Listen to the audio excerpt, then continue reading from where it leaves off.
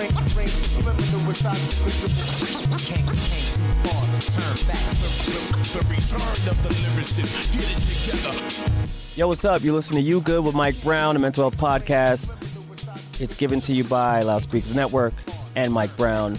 Today, this episode, we have guest Rojo Perez. Rojo Perez, my bro. I love that dude, man. Rojo's a comedian from New York. He's Puerto Rican. He has a special coming out on HBO. He's been on Conan. We were on MTV's Decoded together. He's like my dog for real, you know. We hang out all the time, and one of the things that I guess grounded the both of us is that when we both started, I think that we were both kind of overlooked because we had things that seemed to be given to us early.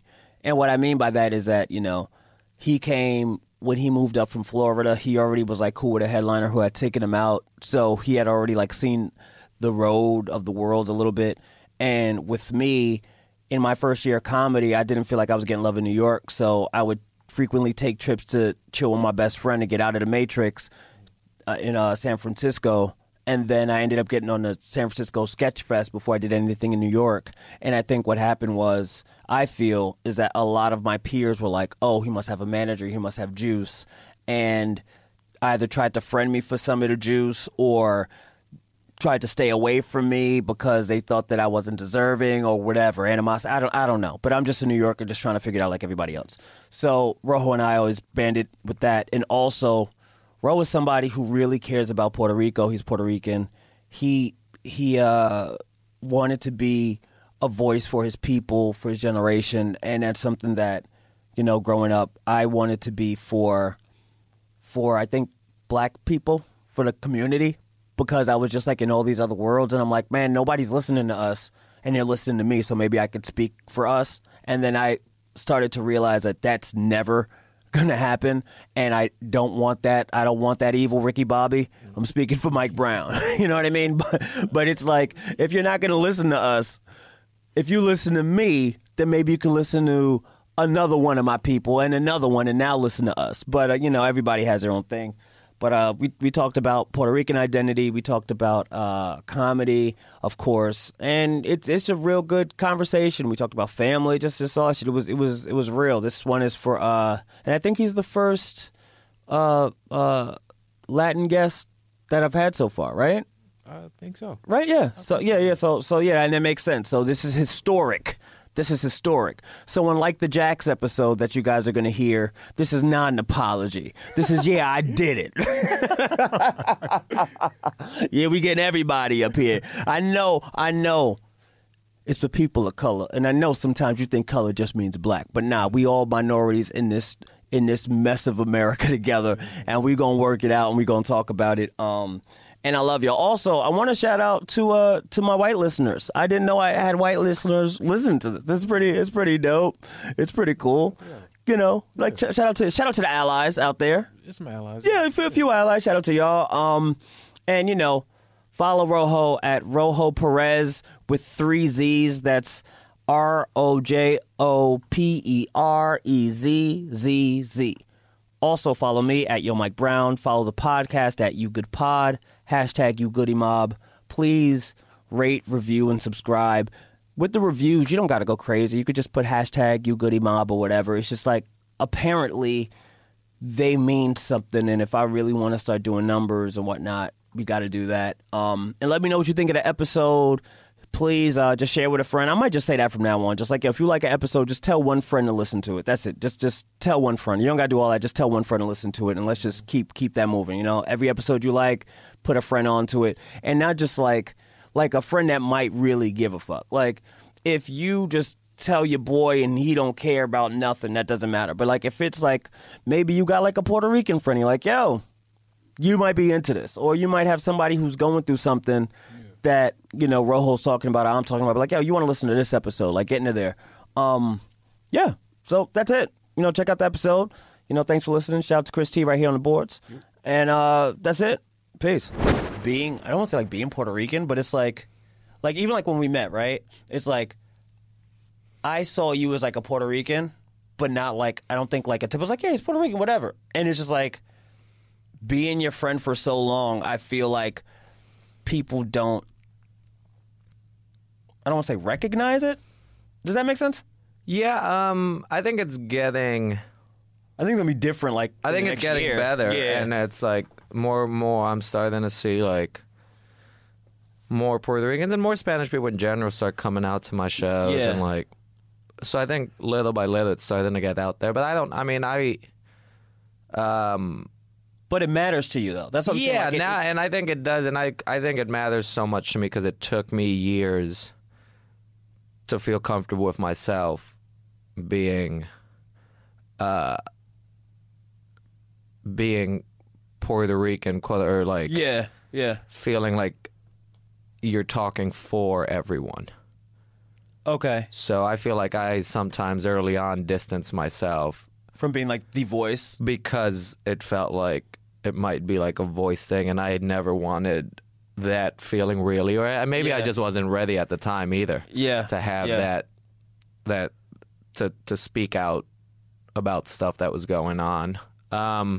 And I mean, I always went through it growing up in Puerto Rico. I was born here in New York. Like just myself. For the listeners. No, I know. It's just funny. Just a shot sucker. I was born here in New York, and like we lived here. Like I was here till like 8, 9, probably 8, something like that. And then my parents moved back to Puerto Rico. But I feel like we're in LA right now. Yeah. All right. No, I'm just saying like hearing the stuff, like. Yeah. But yeah, go ahead. I'm sorry. No, it's but the idea was when I got there, I didn't speak Spanish. Mm-hmm. I had to learn. When'd you learn? I just learned like you fucking learn. Like just that, like there was no like when you learn. I didn't wake up one day and I was like, oh man, I can do this now. Mi gente. Nah, dude, I had to learn in like. You learn from like people. Just living. Yeah. Just being in Puerto, like I had no choice but to like pick it up. I was gonna fail 3rd grade because my parents put me in a public school and I couldn't speak Spanish. Wait a minute, dude! I swear to you, I was almost an elementary school dropout. That's fucking great. Oh my god. Yeah, dude. So they just put me in like a public school, and from 7:30 in the morning to 3 p.m. in the afternoon. 45 minutes I understood, and that was English. That was the only class I understood. The rest of the day was just staring, dude, and just like, man, I have no clue what these... I know the letters. I know what they mean, but together I can't put them together. Did they have the end with the tilde on it? Oh yeah, the enye? The what? Enye. The enye? Yeah. They had like, so, because like, like in America after the A, B, C, did they have like a N... Enye, there's a R, there's a double R. Did you just like... I knew the alphabet. Okay. I mean, I learned the alphabet. You learned it, but you were like... But that doesn't mean anything. Yeah, it's just... Like, you can't just be... You can't be in school and everybody's talking about Puerto Rican history or whatever, and I can't just be like... Hey, that's a double R. I know that letter. I recognize those. That's one that we use. Yeah, I get that one. I got that one. So, dude, I would cry all day. I would cry. You thought I was getting, but you would have thought I was getting hit with bricks in school the way I'd cry in the morning to not go in the classroom. You were like, man, this dude is getting. Just something's happening. Somebody's touching him. Something's happening in Puerto Rico. that room. You gotta give him a documentary. That he can't. And I just didn't understand. So finally, when all the report cards are like D's and F's, they were like, "Man, we gotta figure something out." Because we had to go. They found like a private school near where my mom worked, like an hour away. Mm-hmm. So that was mostly English. Okay. And then I ended up having to go there, but that meant being up at 5:30 in the morning. Jesus. And like taking that hour drive every day to learn Spanish. To learn to go to this private school that was English, but they had like they had like a side program. So when everybody would take regular Spanish class, they'd take me and two of the helmet kids out to obviously I'm joking, but like we had this ragtag of idiots out of the classroom. And they were like, man, we got to put you in a closet room while you guys and we had a different teacher for Spanish, and she started with like, dude, this shit was like the basics. This is stuff that like you learn in kindergarten. And I was in third grade trying to figure it out. I think, that's so funny. Yeah. Didn't your parents spoke Spanish though, right? Yeah, but it's like. Did you understand them? I could pick here and there. Yeah. But also, like, growing up when I was still living here, my parents spoke Spanish, but they didn't, like, they were both working all day. So it's like, I'm around.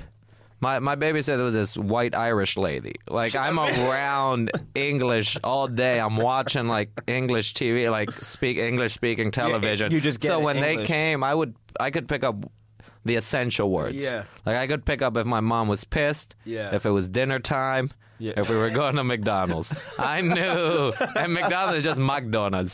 So I know McDonald's. So I knew that one. You're rolling your R's for Ronald? Man, I wish I learned how to roll my R's. You can't roll it? No, that's the thing. That's another. So I couldn't roll my R's. So when eventually I get a little older and I'm like around everybody, the regular kids, and then once you start like playing sports and you're around like kids you don't normally know, and they all know each other because they go to the same school. And I was like, "That's okay." So it was like they'd make like, and it wasn't like too mean, but it was always poke jabbing that whenever I try to use a word with an R in it, it sounds like an L. But in my head, it sounds fine. In my head, I'm rolling the fuck out of my tongue. Can we curse on this? I'm sorry. Yeah, curse it.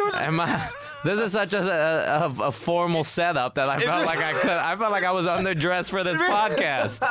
I told you. I was like, yo, just chill. It's cool. No, but you got a whole setup. Charlemagne. Yeah. I get it. It's just a studio. I just couldn't, like, I don't have the materials, equipment to do it, like, in the apartment. No, it's super nice. I'm saying it's great. I just felt underdressed. I was about to tuck my shirt in when I walked in. Where's your tie? You're supposed to be. It's a black tie affair, baby. Let me get ready. I can't so you can't roll R's. No, I never like. It's a thing I never learned, and they say there's an operation for it, but I'm not going under the knife to learn how to roll an R at this point. Man, I think I might. If I get real money one day, I have two things. I'm gonna do this tongue operation. What's the tongue? Oh, they're supposed to cut like under the tongue. Like that connector, they like give it a little, so you get a little more. So then you can length, roll it, so it hits. Wow! So I'm gonna get that. And I'm gonna get laser hair removal. Those are my two things I'm gonna do. Hair removal, dude. I'm gonna get my butt lasered, and I'm gonna get my arms lasered. That is such like a wealthy move, like a money move. We've talked about I would never purchase anything crazy, but I'd do stuff like that. Like, I would have, I'd get IVs for my homies. I know how, like, Saturday we went out drinking, Sunday everybody's dragging. I'm ordering IVs. Someone's coming in and we're hooking up IVs. Like, that's the money I don't want to buy stuff, but I want the life itself to be more enjoyable. Yeah. I think that's how, like, I feel like I just want to get money to have like an enjoyable life, but I also have this like, it's like this weird thing like, like my whole like black identity where I'm like, but I also want to make sure I do something for my people. Like everything I do, of course, you know what I mean? But it's like, but I also want to ball out a little bit. Yeah, but that's the thing. I want to ball out. Like I want multiple toilets in my place. I don't want people to just walk and be like, nah, that's your toilet, homie. Don't even. You can't even. We got shit over there. We got different ones. You got the normal. You got the chain. We got the flush up, dude. I want something like All that. your money's going to plumbing. That's what I'm saying. Some of them might not even be hooked up. Some of them they just sit in toilets. No, that's just a decorative sitting toilet. The TV works in here, but the toilet don't. Mm-hmm. Just sit down. That's it, dude. I want. That's what I'd go broke, but I'd have 22 toilets. Everybody always needs toilets. I can sell them back out. They're not going out of style. Oh man, that's who. It's so fucking hilarious. It's stupid. I don't know, like, what I would. I don't even know what I would spend money on. I just want to not be able to spend money. You know what I mean? I know. You know, it's just like I just don't want to be. I don't want to have to be like, oh, I want to go.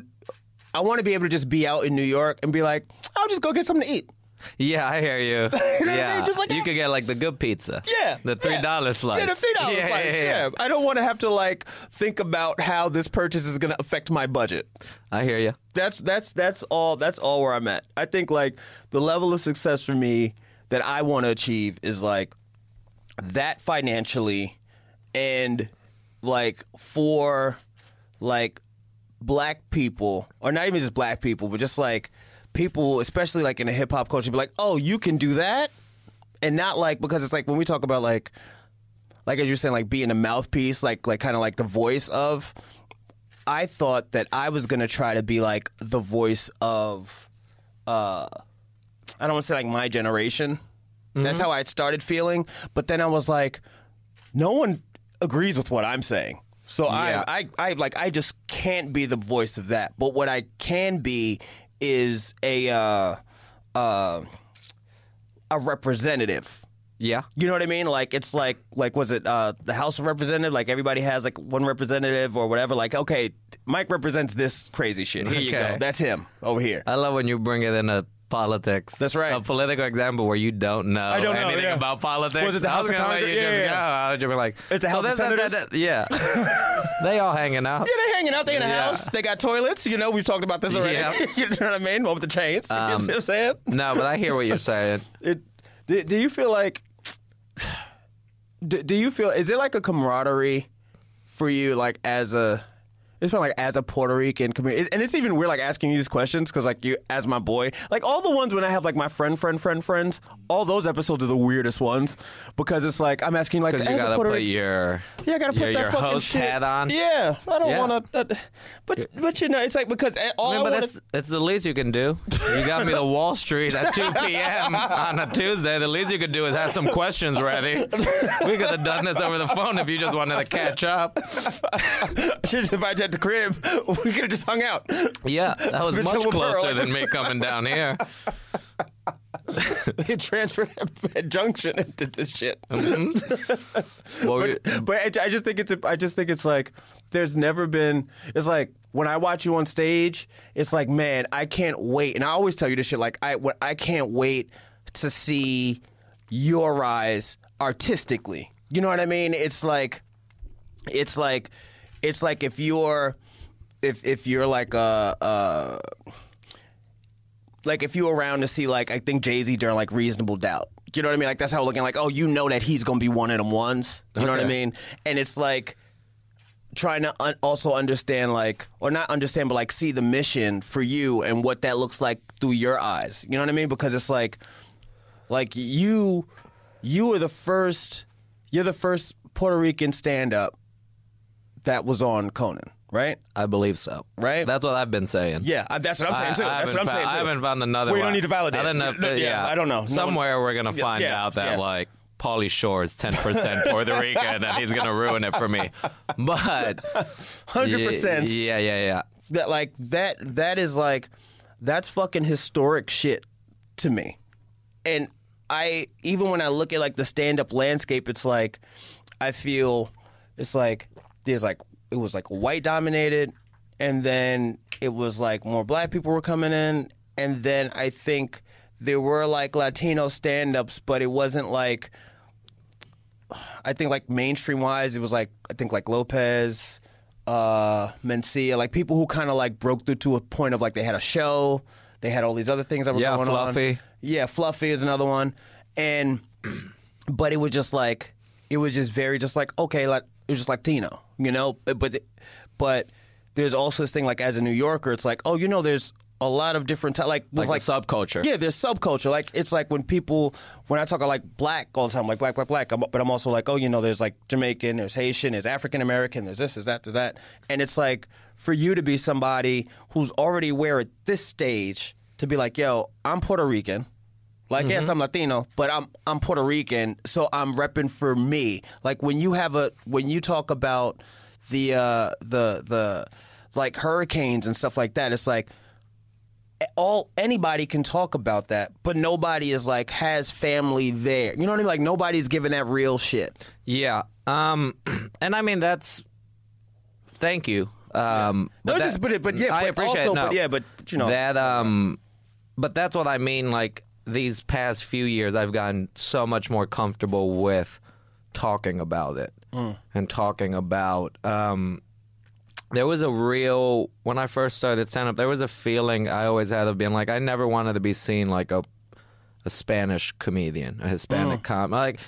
And that's maybe it's partly me just being still uncomfortable with who I was at the time. 20-year-old kid really not knowing what you're doing. So I never wanted to, just because I've never wanted to hit stereotypes. But it took me learning how to do comedy first to then find a way where I can talk about this now and it doesn't have to be stereotypical. I'm not doing voices. I'm not hitting like, I'm not just, it's just not, and you just never wanted to, like, you'll never hear me put it in a bad light. I'll put an individual in a bad, but that's a specific person. We're not generalizing here, and that was something it just took me a while to learn how to do. And so these past couple years where I've felt pretty good where I'm at stand-up wise, then I felt I could start tackling bigger topics. Okay. So it's like, I'll talk about the hurricane, but even that, it's a personalized. Yeah, it's personalized. It's not like still me, my family, what I saw. It's not the Puerto Rican government or the U.S. government needs to do this, and like it'll never expand to that huge generalization, because I'm also not, unlike some comedians sometimes, I'm okay with saying I don't know. I always say, you know what I mean? I don't know, and I'll look it up afterwards, and I'll research whatever I can, and then by the time I research, I was like, man, none of this shit's funny. It's just fucking sad now. This is why I don't do research, because this shit's fucking sad. It fucking sucks. Yeah, dude, that shit makes me feel like shit for all the other people. It's like, I don't want to take the fun out of it. That's what scares me about comedy now. I feel like it's like there's a lot of like, we can do all these jokes, but then there's like these other people like, but what about the reality of that? I'm like, well, that's why I do the comedy. Yeah, that's why I do. And it's other shit, and I mean it's a weird, it's a back and forth line, but I feel like a lot of times people get outraged at the joke and not the action. Yeah, like, I can't believe you joked about the hurricane, like, but the hurricane happened. Or like I was like, motherfucker was throwing paper towels at people. What am I? But my joke is inconsiderate. I was the one who was being like, you know what I mean? You should have went on stage and threw paper towels. Then maybe that would have been okay. Like that's the whole thing. Like it's not like. So it's just like, what are you gonna do? Like sometimes we just get blinded by about the oh my god, he said. I was like, I don't care what you said really. It's am I bringing some awareness to it? Mm-hmm. Sure. Yeah. I still think I'm doing that. Yeah. And I'm again speaking for me. I don't know how other comics justify whatever their line is, quote unquote their line they won't cross. Yeah. But if I'm bringing awareness to something, sure some of the jokes are gonna hit hard. Yeah. But it's people who wouldn't necessarily know. Yeah. Because I'm not performing for 500 Puerto Ricans. Yeah. I'm performing for mostly white and then some black and then a sprinkle of Latino and Kevin, the Asian dude. And the one Asian dude who actually follows me and some point and comes to shout. You know what I mean? But like what I like. Kevin. I love Kevin. So it's like if I'm bringing some sort of awareness to it, I'm much more comfortable and unapologetic about it. Yeah. Yeah. Yeah, it makes sense, but it's also like that thing of like, I wish, and I hope that like everything that like separately and together that we're doing like helps us find that audience, because it's like, I feel that there's like people who are like Puerto Ricans love everybody loves fucking comedy, you know what I mean? But it's like, but if they knew, it's like kind of the thing of like finding an audience for you where it's like, oh, we know we have somebody speaking that shit that we want to hear, so let's all go support. You know what I mean? Where it's like, I feel like some comedy fans, they're just like, they just love comedy, and that's great, but it's also like, man, I want to get my like... Yeah, now I'm much hungrier.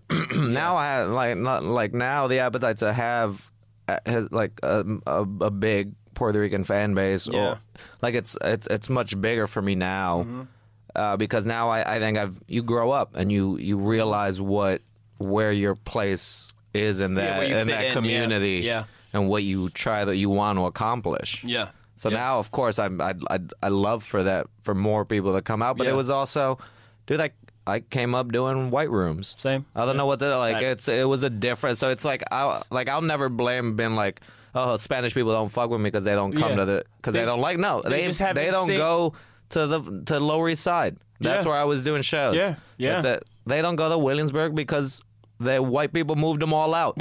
So they think they're not allowed. Yeah, they love to go back. They can't afford South Second on Williamsburg used to be, man, that was it. Man, it was rough. That shit was lit. And now it's bakeries. It's not a lot of arcade games at bars. Yeah. But they weren't coming out to those, and I wasn't, and I didn't know the other people where I could reach out to and try to find where they were at. Yeah. Find those rooms where they might be going a little more. Do you feel like, are there like a lot of other like I'm trying to think like other Puerto Rican like comedians. I think Ramon is, I think. Ramon's his dad's Puerto Rican. Ricky's Ricky's Puerto Rican. Christina Galston, Carlos Santos. Do you guys like kind of like look out for each other in that sense? So unfortunately not, and I don't mean it like fuck them. I love these all those names I mentioned. Like I genuinely like Gina Brion. Like these are people I legit you fuck with, enjoy. But it's not that same. But I think we haven't as Puerto Rican comics, or even probably mostly even Hispanic comics, not just specifically. But I can talk about us, the ones I do know. But in general, I feel like we haven't helped each other come up. Yeah. And I don't know if it's because we haven't had someone be at the top. To kind of like pull everybody up. Yes. It felt like there might be one spot open. Yes. And everybody's running for that spot instead of being like, it's a little different. I felt like, I feel like black comedians and black artists in general tend to look out for other black artists that they enjoy, and I think, but I think it's because we've had more of we can look back at history and look at the line of people who have been successful, and even be successful at the same time, and be huge. Do you know what I mean? Like, like Kevin Hart can be massive. Kevin Hart looks out for his people, and he's done it for years now, not just recently. Kevin's had the Paper Cup Boys with him for years. He's had these Nick Cannon, whatever you want to say. Wildin' Out is a voice for a lot of freestyle artists and comics, mostly young black comics who wouldn't have that opportunity. Mm-hmm. And it's another, hey man, here, I'm eating, we can eat. Yeah. Here's a little more. Where I feel like Hispanics, Puerto Ricans haven't had that. And I know Fluffy does it a little. Yeah, he brings people who come, Revolution show, and he brings people, but it's still, but that's one, and that thing failed. It's not, and it failed, and it wasn't it's been sort of felt gimmicky. It feels like, and I'm not saying this, I'm saying this is what I've perceived as Gabriel Iglesias has a perception of he has a gimmick, he has a thing. Carlos Mencia had clearly a gimmick. Yeah. Clearly there were things. Yeah. So allegations. We haven't had someone who's that big level and just be sustainable and be not just sustainable but then respected by the community itself. I agree, but I also think that like I remember like when Hannibal was coming up and how Chris Rock shined light on Hannibal.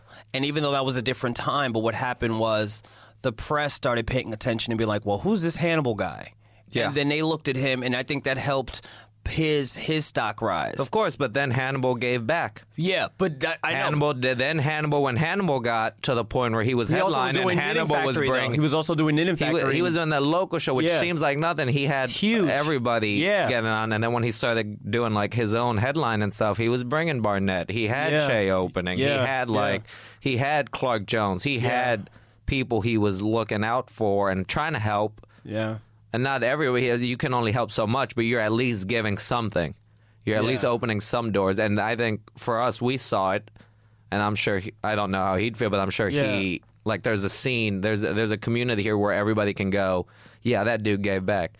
Baron Vaughn, with the New Negro show, was started as this just, hey man, it felt like there's not enough black representation in the scene, this place. Let's just start a local show there. And the show took off, and then next thing we know, now it's a Comedy Central showcase. But now he's putting on Shalewa. I think Phoebe and Jess do it for Two Dope Queens. Yeah. I think they look out, and they're aware of who they think isn't getting a chance to shine, who should deserve it. But we haven't. I just gave you 3 different people who've all had shows. Eric Andre, another one who would put Eric would be another one who put people in sketches and just gave them a chance to be on TV.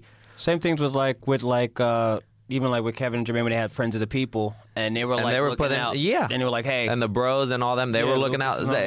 So it's like but it's because they've seen how it's helped. They've seen like all these people, the people before them, they got to see, man, they put them on. Yeah. You return the favor. We haven't had that in the Puerto Rican community where we've had someone be up and on and then also keep it and because it's never like, it hasn't had that. Like, I know John took Ricky on the road for a little bit, but was almost also... He's also gone. He's a different thing. He's an artist, sort of different thing. Yeah. It's not like he's on the road. He's not hosting shows. He's not that, like... Stand-up-wise, and this is 30 years, somebody who's been doing something for 20, 25 years, but we haven't had that sort of thing where somebody can pick up and be like, man, I got on, things are going well. Fuck, I like this person.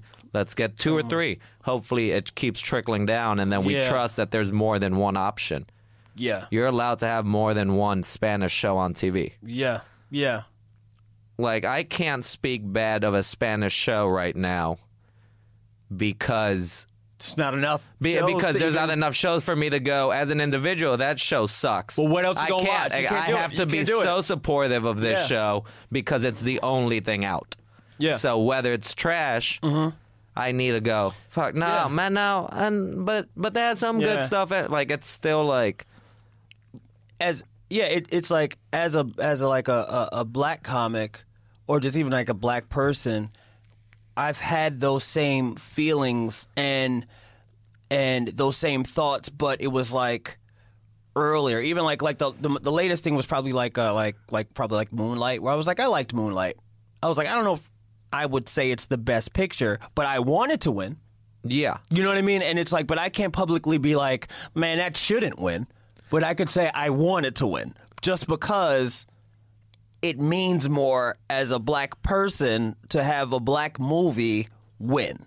You know what I mean? Yeah. I want Miss Bala to do huge numbers. For which one? The comedy? The movie that came out, Miss Bala. It's Gina's movie, if I'm not mistaken. Gina Rodriguez. She's leading it. It's an action movie. Did it just come out? A couple weeks ago, maybe a month. Okay. Well, I want that's one of those. They're like, man, that needs to do numbers. Yeah. Like Jane the Virgin. Needs to crush, but it's also not really a show I'd ever watch. But you need it to do well. But I need it to do well. Yeah. Because if that show fails, then it feels like we gave them one. That's how black people been feeling. If Crazy Rich Asians would have bombed in the movie theaters, there would have never been another Asian actor. We'll never see it again. It's done. Ronnie Cheng would be back in the UK. He would have lost everything, man. would have been right back in Australia. Ronnie would have had a 20-digit phone number right now for me to call him and text him. Yeah, text me +0. Yeah, it's that number. Like, man, our friendship's done. It's over. If your phone number starts with a 0, we're not friends. Wait, our friendship don't. International fees for a friendship? No, man. I gotta really. You can't at least be. No. But it's, you know what I mean? Yeah, It feels sometimes sort of like that, where, man, it feels like, man, somebody needs to break, but then somebody has to give back. So that's why, like, I try to be aware of who's out there. Yeah. Even in Spanish, like the comics who I mess with. When you're back home. When I go back home or when they're on tour, on travel, I try to make an effort to, if they're around, to see them, to like to go support. Even if I'm not on it. Yeah, just because that's love. Because I need just you need to. Yeah, it's starting to try to bleed that sense in. You need that camaraderie. You definitely do.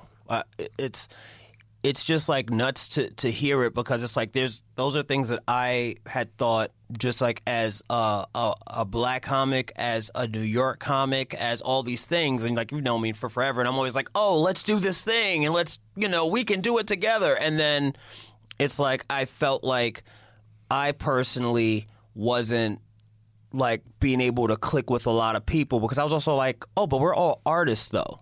You know what I mean? Like, there's sometimes it's a regional clique where it's like, oh, I'm from this area, so we look out for each other. Or we start at this time, so we look out for each other. And then there is now, I feel like, more of a, like, black people just like, black comics like fucking with each other. But it's also like, we're so everywhere now that it's not something that is as dire to be like, I gotta watch this. You know what I mean? Or I gotta fuck with this thing. Like, I don't gotta watch a Kevin Hart Netflix special. Enough people are gonna watch that or whatever. You know what I mean? That person's set. That person, but it's that. It's also the feeling of black people are just cool, in the sense of Continue. like throughout not real, but throughout, like, for probably the good part of my lifetime, black people were the ones who set the trends. Yeah, it's what you got when you guys like something, that slowly kept filtering out to everybody else. Yeah, and when you start seeing it also on TV shows, where it's like, we want to. People love the idea, like, black people are doing some dope stuff on TV right now, but it's again the cool fact. It's that we want it. So execs are looking at, like, this is for them, that I really honestly think it's a money thing at the end of the day. So it's like, this is in, right, and these are the people who are in, and they're killing. And then sometimes you see people get a pop early, and it's because now we're looking for we need something. Now we need, because every channel, because now, but there isn't, like, we just haven't had that crossover. You're like, and I mean, dude, Bad Bunny's I think a great example in this case. I think Bad Bunny, he's a great example of a musician, of an artist doing stuff, and he's really brought other artists together. Yeah, but he had, like Ricky Martin sang the hook on his new album and didn't ask for credit on the album. He did it off of, like, that's my. I respect that, dude.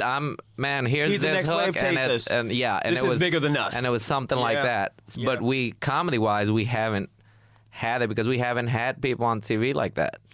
Like, what are the days right now? Jane the Virgin, Superstore, and then Superstore, and Once Upon a Time on Netflix.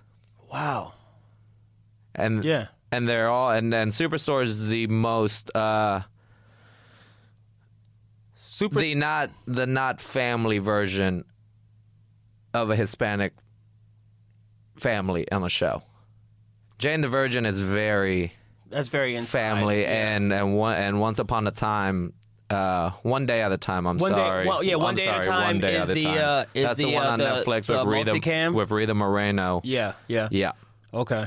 And people are fighting so hard to keep that one on. Like, the idea of the continue fighting. To keep that on the air. To keep it on the air when the numbers maybe aren't what they should be, but then it's just like a campaign has to be put out to be like, hey, please, just watch tweet. This, please. Can we just and just to try to keep it on? Well, I think there's also like a low visibility sometimes. Because, like, I remember, like, I think when, like, Cristela had her show, and it was just, like, I just didn't see it. Like, and when I say I didn't see it, it just didn't come around. Like when I text you, I'm like, oh, shit, I'm at the, I just saw the fam thing. Yeah, out there. Yeah, and I see the poster, and it's like, or I'll see like an ad, and it's like, of course, because personally, like, we know Tone, you know what I mean? Like, oh, we rooting for Tone, but it's like, this is not like a black show, and it's like, it's Nina. This is just a show that happens. That happens to have these things, but I see it. With Cristela, I never saw it, and I'm like, is that a thing of just like they don't know how to advertise, they don't want to put the money in. It's just like one of those weird things. I think sometimes they assume it has to be advertised for Spanish people. Yeah, like it should be for everybody. It has to be in certain markets. This is where you only see ads. Yeah. It's like, why is that a thing? And I'm glad you mentioned, because I forgot to mention her earlier. Cristela's been so dope with me. Like, I've known her for the last couple of years. Right after the hurricane, she was in town. She came and she did a benefit show that we were putting on. Yeah, and she was like, she's so dope. And but dude, the pressure of being that's the only show on, that show had to succeed. Mm-hmm. And they weren't gonna get multiple seasons on a fringe show. No, Cristela's show wouldn't get a couple seasons. Matt LeBlanc is probably gonna get fucking 4 seasons before we go, man, we hate this shit. Why does it keep coming back? Yeah, like, how many Tim Allen shows do we need? Yeah. But again, he got like a 6-year run on one channel, got canceled, and then another network picked up the same show. It's such a you know what I mean? Yeah. Like, do we need Tim Allen? Yeah, I mean, we didn't know Tim Allen was still around. We didn't know. We thought he was like, man, he's definitely out. We're done with Tim Allen. See, I also think this though. I think like. And maybe those are bigger names than Cristela, but Cristela was coming off hosting The View. Yeah, which is a massive. That's huge. Which is massive. So it's like, I get it's not at the moment when Tim Allen's show came out and when Cristela's show came out. You could argue they're probably pretty close in the modern day fame spectrum. Yeah. If you look at the history of Tim Allen, of course, Home Improvement, Santa Claus movies, he has so much. But at that moment, when those shows come out. Nobody was talking about Tim Allen. Yeah, yeah. I think that there's like the Latino community also kind of doesn't need the mainstreamness, but deserves to have it, because it's like you look at like Telemundo, you look at Mundos, and you're like, okay, so there's just like a whole network of programming that is targeted and dedicated to Latin Americans, right? Whereas like I'll say like BET is supposed to be like, for black, but it's like BET doesn't have the same sauce as a Telemundo. I don't think Telemundo does. You don't? See, no. I think just the idea that it's I think it. Chris, do you think do you feel Telemundo versus as far as content? No, I think Telemundo has this aura around it because it's a channel that has actual news and it has like But as far as like content, like shows, it's not like great shows or anything. What are we talking about? Ugly Betty. Yeah. Like Betty LaFayette was the original version, and then it crossed over into English. But I don't even know if that was Telemundo or Univision. What I mean? I don't even know which channel that show was on. But the budgets are less. There's less going into production. It looks different. Same thing with BET though, because it's like of course, but I guess. But right now, you look at BET. BET has 2 dope shows on right now with American Soul and Boomerang. Yeah, very extreme. Boomerang could be. They put money into it. It could be on any channel. It could be on Showtime, HBO, and it would do numbers, and it fits, and it looks crisp. It looks clean. American Soul looks so good, and it's a really interesting show to watch. Yeah. Like that's what I'm like. So yes, I agree. BT's overall budget, maybe you haven't had those shows, but they're making an effort. Yeah, they're starting across. We're not like it still doesn't look that way. Like it's still less of a budget. It's still less going into it overall, and it's on a shorter leash. It's so I think the thing is like, then how do we? That's the thing. I don't and that's the example of me going, I don't know. Like, how do we and I get the idea is, oh, you got to create your own content. Yes, I understand that, but motherfuckers have to see it.